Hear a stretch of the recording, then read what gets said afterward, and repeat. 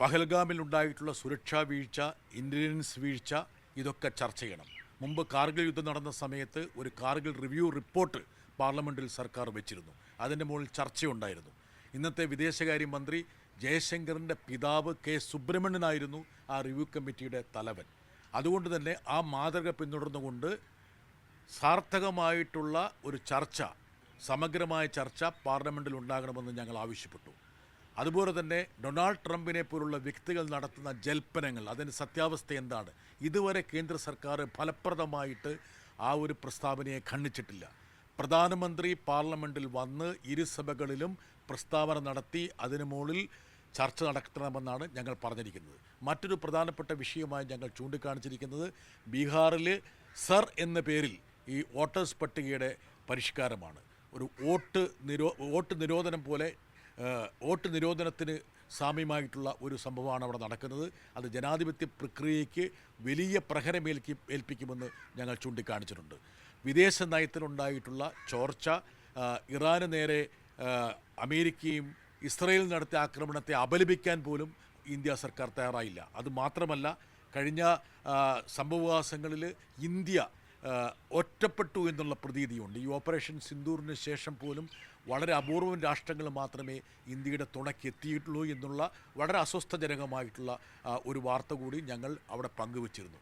ഈ വിഷയങ്ങൾക്ക് പുറമെ കേരളവുമായി ബന്ധപ്പെട്ട വിഷയങ്ങൾ ഉന്നയിച്ചിട്ടുണ്ട്. കേരളത്തിൽ ആശാ വർക്കേഴ്സിനെ ഹെൽത്ത് വർക്കേഴ്സായി അംഗീകരിക്കുന്ന വിഷയം, അതുപോലെ തന്നെ ഗവർണർമാരെ ഉപയോഗിച്ചുകൊണ്ട് പ്രതിപക്ഷം ഭരിക്കുന്ന സംസ്ഥാനങ്ങളിൽ ഭരണ അസ്ഥിരത സൃഷ്ടിക്കാൻ വേണ്ടി നടത്തുന്ന ശ്രമങ്ങൾ, പ്രതിപക്ഷം ഭരിക്കുന്ന സംസ്ഥാനങ്ങളുടെ ഫണ്ട് തടഞ്ഞു വെക്കുന്ന കാര്യങ്ങൾ, ഇതുപോലുള്ള ഫെഡറൽ ഇഷ്യൂസും ഞങ്ങൾ റേസ് ചെയ്യാൻ പോവുകയാണ്. ഇക്കാര്യം ഗവൺമെൻറ്റിനെ ധരിപ്പിച്ചിട്ടുണ്ട്.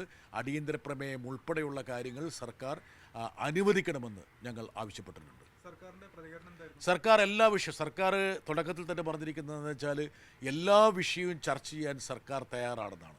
പക്ഷേ മുമ്പുള്ള സർവകക്ഷി യോഗത്തിൻ്റെ തുടക്കത്തിലും ഇതുപോലുള്ള സമീപനമാണ് സർക്കാർ സ്വീകരിച്ചിരുന്നത്. പക്ഷേ അങ്ങനെ സ്വീകരിക്കുന്ന സർക്കാർ പിന്നീട് കാല് വലിക്കുന്ന ഒരു സമീപനമാണ് ഉണ്ടാകുന്നത്. മണിപ്പൂർ വിഷയത്തെക്കുറിച്ച് ചർച്ച വേണമെന്ന് ഞങ്ങൾ ആവശ്യപ്പെട്ടു.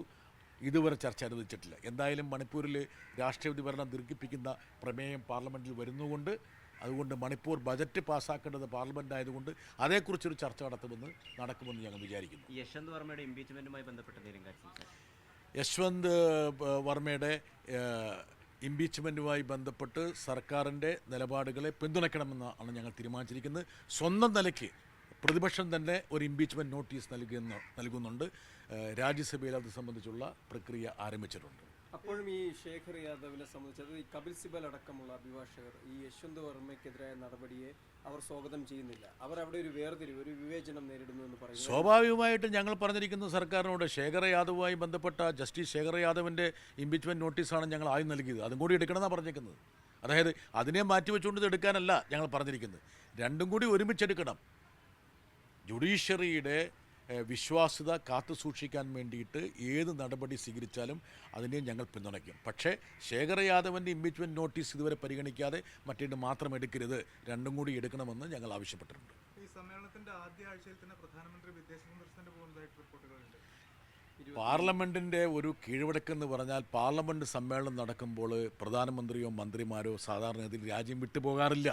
പക്ഷേ അത്തരത്തിലുള്ള ആരോഗ്യപരമായിട്ടുള്ള കീഴ്വഴക്കങ്ങളൊക്കെ മോഡി സർക്കാരിൻ്റെ കാര്യത്തിൽ ബാധകമല്ല എന്നുള്ള കാര്യം നമ്മൾ കുറേ വർഷങ്ങളായിട്ട് മനസ്സിലാക്കിയതാണ്.